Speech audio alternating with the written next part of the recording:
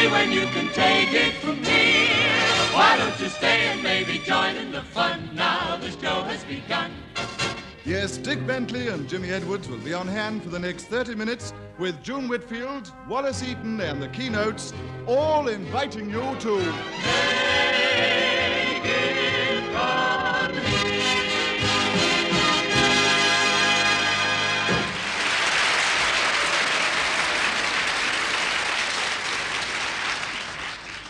Jim, I want you to be absolutely sure. Are you quite positive that the BBC messenger didn't bring a letter for me? Bentley, for the umpteenth time, no, he didn't. Well, they sometimes leave an odd letter in their pockets, you know. Did you make quite certain? I couldn't have made more certain. I patted the messenger from head to foot, twice. No luck. Well, depends what you mean.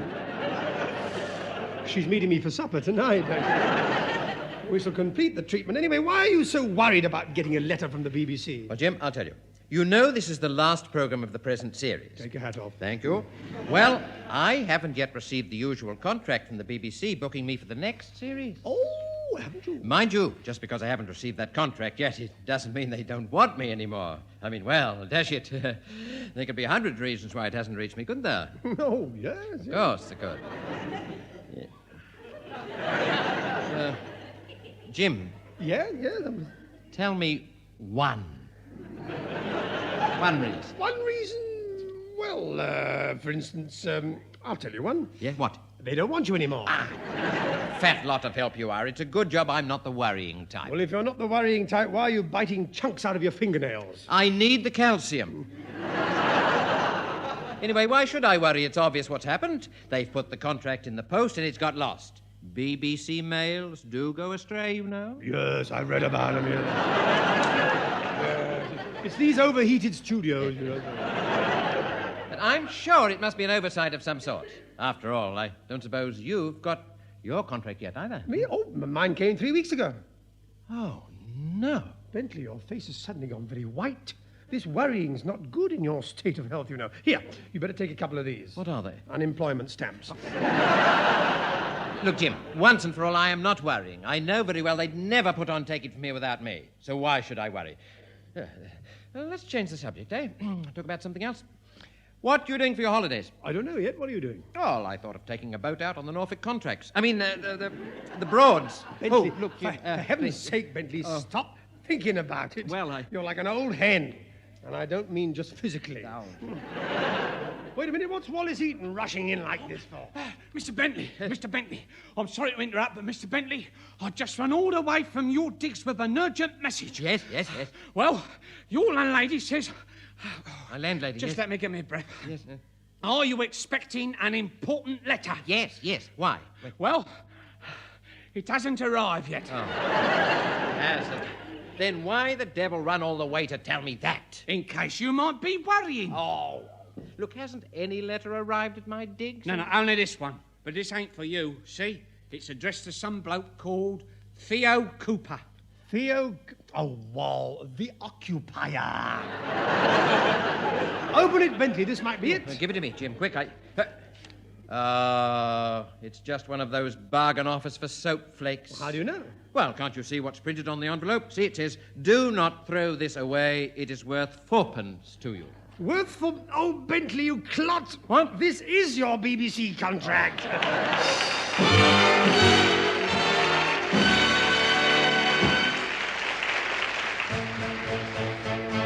It's wonderful. It's marvelous. It's wonderful. It's marvelous. It's wonderful. It's marvelous. You should care for me. It's awful nice paradise. What I love to see. You've made my life so glamorous. You can't blame me for feeling amorous. Oh, it's wonderful, marvelous that you should care for me. It's wonderful, it's wonderful, it's marvelous, marvelous.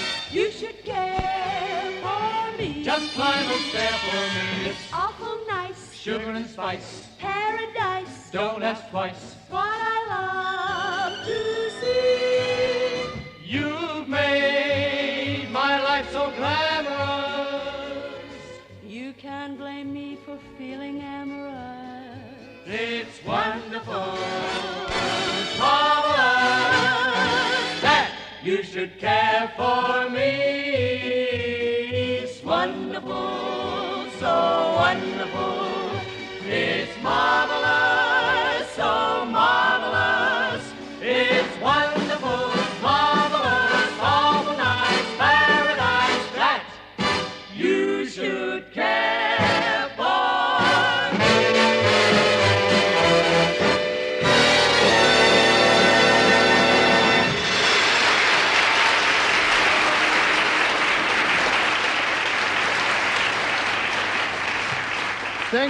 Thank you, Keynotes. Now, as is usual in the last program of a Take It From Here series, we revive an item from a previous show which you, the listeners, have asked to hear again. This year, it is the Gilbert and Sullivan piece. This was done a couple of years ago when the London Passenger Transport Board Operatic Society announced they were going to put on a Gilbert and Sullivan comic opera. We suggested that had W.S. Gilbert been living today, he might have found London bus services a very fruitful subject, and we submitted the following... Gems from Guildford and Surbiton. Don't cuss the poor old bus, swearing at the drivers, wanting change for fivers. Up the LPTB, it's quicker to get out and walk.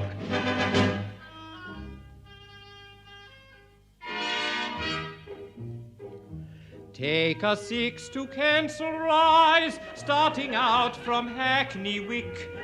It's a 1 and 6 fare. Miss the rush hour if you're wise, 'cause the traffic's very thick from St. Paul's to Leicester Square. Or a 40 bus to town, setting off from Camberwell, is a lovely route to shop. Every bus will set you down.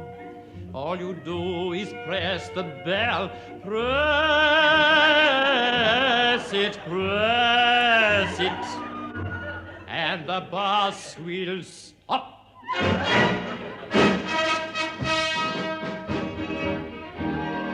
One little lady bus conductress, leaping about like a gym instructress, half civil servant, half seductress.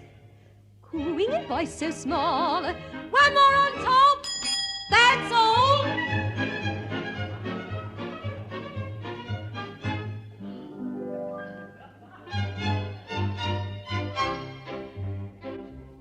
A bus inspector I, and wise to all the fiddles, the dodges, tricks and diddles, the nipping aboard on the sly. A bus inspector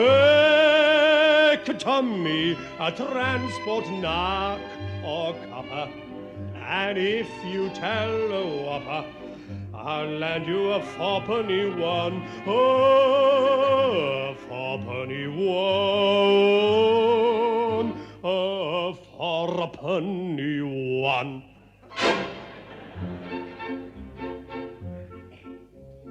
A fourpenny one. Takes you from Holborn to Aldgate. Not very far. If you've a car, By bus it's an hour and a half.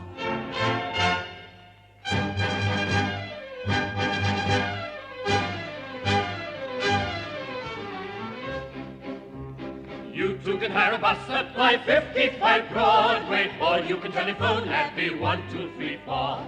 Always the London Transport is waiting to serve you with buses that serve all of London. New Bond Street, North Finchley, the Angel Embankment, Stoke Newington, Wapping St. Pancras, Cockfosters, New Barnet, the Oval, Swiss Cottage, South Kensington, Kensington, Kensington, Kensington. That's all. Another one along in a minute.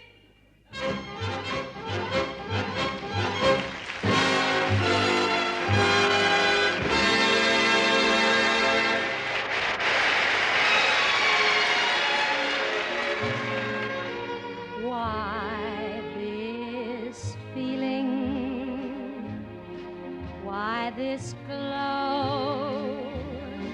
Why the thrill when you say hello? It's a strange and tender magic you do, Mr. Wonderful, that's you. Why this trembling when you speak? Why this joy when you touch my cheek? I must tell you what my heart knows is true. Oh, Miss Wonderful, that's you. And why this longing to know your charms? I'll hold you always here in my arms. Oh, there's much more we could say, but the words keep slipping away. And I'm left with only one point of view. Oh, Miss Wonderful, that's you. One more thing, then I'm through, Mr. Wonderful.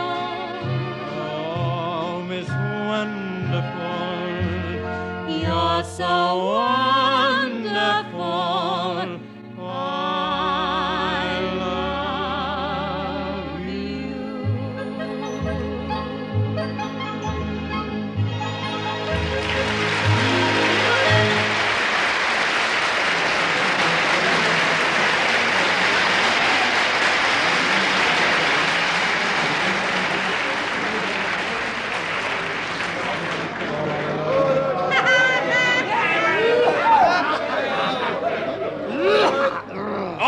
Gentlemen, please, hold tight. Come on, Mr. Glum, drink up now.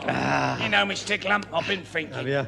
All these family happenings you've been telling me about these past few weeks. That boy of yours, you know, that Ron, don't half get himself in some predicaments, don't he? He certainly does, Ted. He certainly does, Ted, that he does. Yeah. I'm forced to the reluctant conclusion that, in the words of the old Scottish folk song, my darling is a Charlie. And that girl he's fiancé to, that F. Oh, F, Yeah, yes. she's ever so nice, really. Yes. She, do you think he's holding her back? No, not him. It takes him all his courage to hold her hand. Do you know, it's funny, Ted, now it strikes me as very funny that you should bring this point up, you know, because it's the very problem that I had to face last week, you know. No. You see, suddenly, right from out the blue, we has an urgent message from F's father for F to bring Ron and me round to see him. It was so curious that before we went, Ron and F had a long talk about it.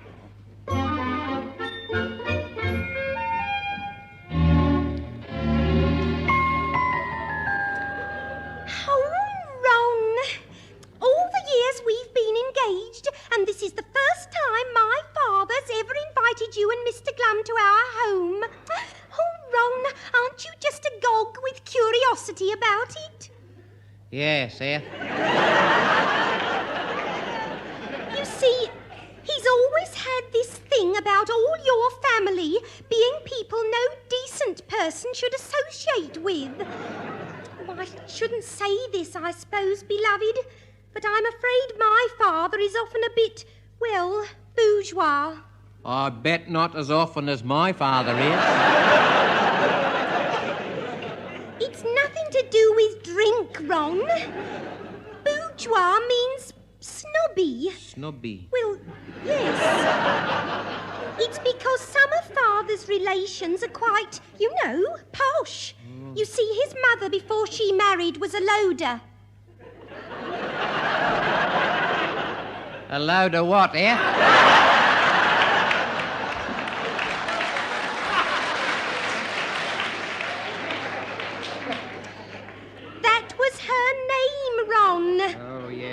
Ron. A very distinguished Crouch End family. Perhaps that's why my father's always so disparaging about your relations. Oh, you've no idea how he goes on. And you know he won't let me say a word. Oh. I wonder if it's the same word my dad won't let me say. Oh, Ron. Anyway, beloved, this invitation can be the start of a new understanding between my dad and your family. Oh, and the first thing is not to be late, so you'd better fetch Mr. Glum. I don't know where he is. Well, find him, Ron. Oh, look at the clock. Righto, here. No, he's not there. Oh, Ron, we must hurry him up. It shows such bad breeding to be late. Oh, can't you do something to get him in here? Yes, Eth. Oh, no, Ron, I didn't mean that. Oh, no, Ron, not with your best suit on. Go on, Eth, just a kiss. It's never failed to bring him in yet. Oh, no, Ron, not now. Hello. Ron having one of his restrictive practices. Look, lad, let her be for a minute now, and I want you to give me shoes a rub up. Have you seen the brown putter-on-her? The brown putter-on-her, Mr. Glum? Well, it's what we use for putting on brown boot polish with. Actually, it's a pink felt hat of Mrs. Glum's, what she stopped wearing. Oh, that lovely pink hat. When did she stop wearing that? Well, shortly after we started using it as the brown putter-on-her. It don't matter much if you didn't there. I shall just have to give my shoes a rub up on the curtains. I'm nearly ready, Eth. Just empty the clothes pegs out in my bowler hat and I'll be with you.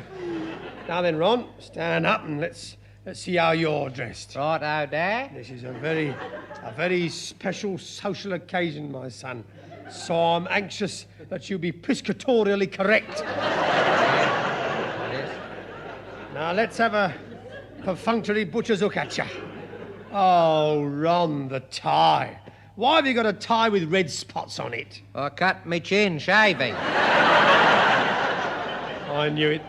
I ought to have known that would happen. He's not used to shaving midweek. I only hope your dad appreciates the inconvenience what we put ourselves out to, just because after all these years he's suddenly done us the honour to deign us an invite. Oh, Mr. Glum, please don't look at it that way. Well, why not? Well, it's not that my family look down on yours. It's just, well, the sort of life your relations lead. Aye. Oh, you know, getting sent to prison, or being blind drunk all day, or hitting their wives, that sort of thing. Well, my family think that's not nice. What a curious attitude. You must try and understand them, Mr. Glum. Have I got you right then? Yes, listen to me. Whenever they read in the local paper about Ron's Uncle Charlie being sentenced again, well, how can I explain it? It sort of jars them. Well, it's unbelievable. I wouldn't give it credence. Why should anyone get jarred just because someone gets jugged?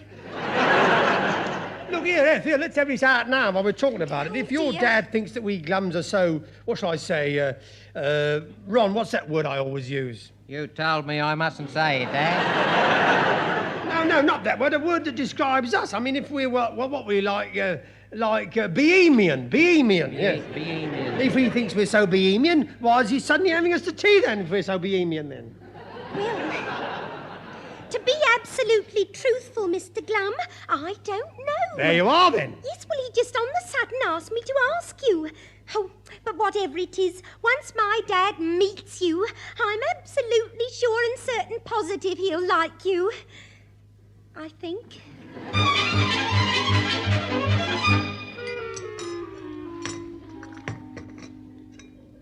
Are you sure you won't have another cup of tea, Father? No, thank you, Ethel. 1 cup is my limit. Can I pour you one, Mr. Glum? No, thanks, Ty. No, I've got one here already saucered and blowed, actually. Well,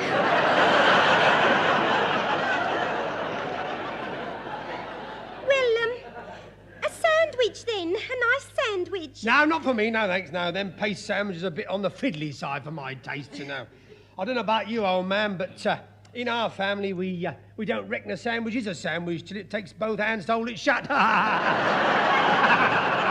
know what I mean? So big you can't get your gob round it, you know. Yeah. Oh, indeed. Oh, dear. Well, we all have our likes, don't we? Yeah. How about my Ron over there? My Mr. Wonderful. Ron, you've been tucking away quietly on your own. Sure you've had enough, beloved? Yes, thank you, Eth. That fruit was very filling. Fruit? Ron, that was our wax centrepiece. Oh. Well, I wondered why the apple tasted so much like the banana.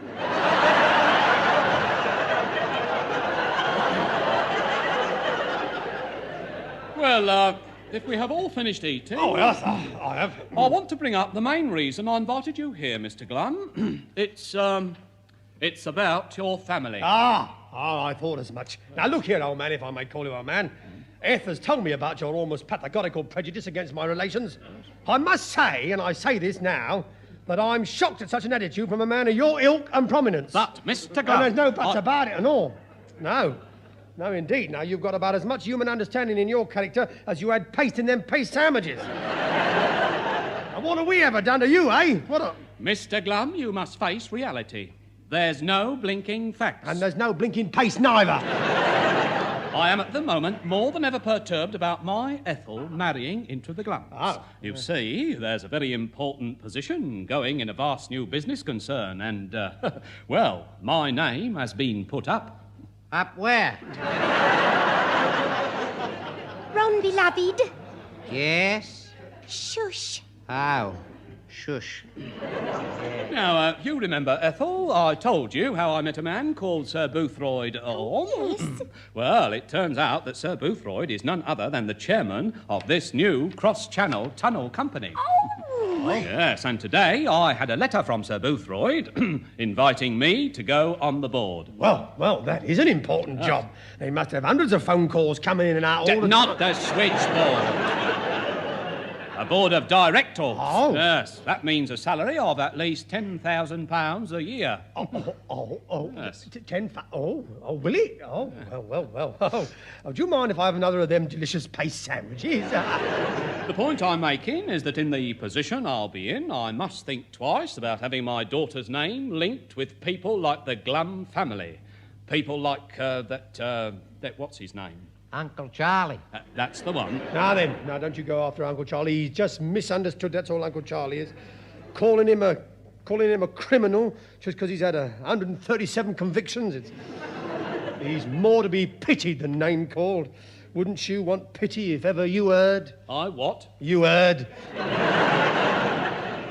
Well, just the same, I will not risk my position with the cross-channel tunnel by entrusting Ethel to the nephew of a man of his sort. She is my only daughter. I am therefore forced to do something I had hoped to avoid. Have another daughter. Well, he said. I mean this. There is only one condition on which I will now allow Ron to marry my Ethel. And that is? He must cut himself off entirely from you and the rest of the Glum family. So that's it. So that's why you call us here. Now I see daylight. Ron, get your cap. Why, Dad? Daylight come and I want to go home. Mr. Glum, it is the only condition I will let him marry my Ethel. What? Oh, no, you can't ask my baby boy to leave me. Come over here, Ron. Yes, Dad. I'm his parent, his father. I bore him. Tell him, Ron. It's true, sir, he does. Ron. No. Ron. Yes, Dad. Please, none of them jokes. Sorry. Tell him. Ronnie, hold my hand and tell him. Yes, I'm doing that, Dad. Tell him how close we are. We're pals. We're practically insufferable. Father, you are asking rather a lot. Aren't you being a bit harsh? Ethel, I am not only thinking of my future, but yours. While Ronald's in his present environment, he'll never amount to anything. Oh. I am prepared to set him up in a little business somewhere. But you don't know, Ron. How's he going to live all by himself? Who's going to get him up in time for lunch? Who's going to hide his underclothes so he blooming well has to change them? Still, Mr. Glum, it could be the making of Ron. But I can't let him go. I can't. Ron. Yes? Ron, I'm not a young man anymore. I may not be here much longer. Where you going, Dad? I'm not going anywhere, you great thick-headed cunt! I mean, Ron, my little darling boy. I'm back again, Dad. I want you with me. You wouldn't leave me. No, Ron, I'm talking. Yeah? Would you leave your old dad just for mere money? Yes. No! No? Oh, I could have sworn I said yes. Yes, you did. The boy has made his own choice, Mr. Glum. Oh, then it's all settled. Oh, Ron, this could well be the most important day in your life. The day you had to choose. Oh, mark it in your diary, beloved. Oh, I will, Eth. I'll call it Tuesday. Well, anyway, now then. One thing, old man. Yes? One thing about this all does occur to me. What happens to Ron if you get dismissed from this cross-channel tunnel board? I mean, directors can get the shove just as easy as people who work. Well, now, I'll still be a wealthy man. You see, Sir Boothroyd Orme has insisted that as director I purchase a block of the cross-channel company's shares. Someone at the front door, Father. Oh, who can it be? Just draw aside the curtains, Ethel. Let me... Oh, dear.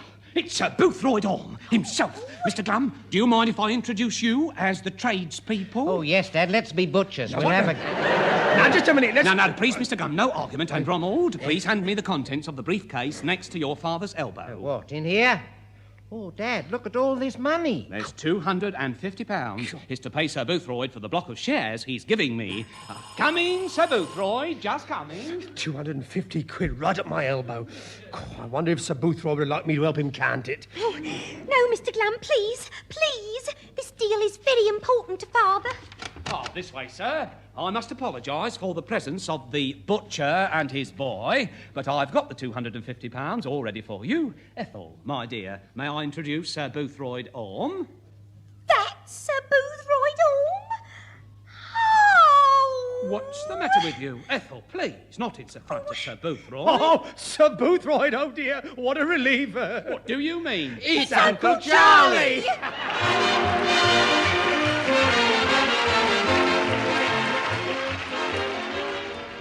Peter Orchestra and the BBC Revue Orchestra bring our recorded show to a close.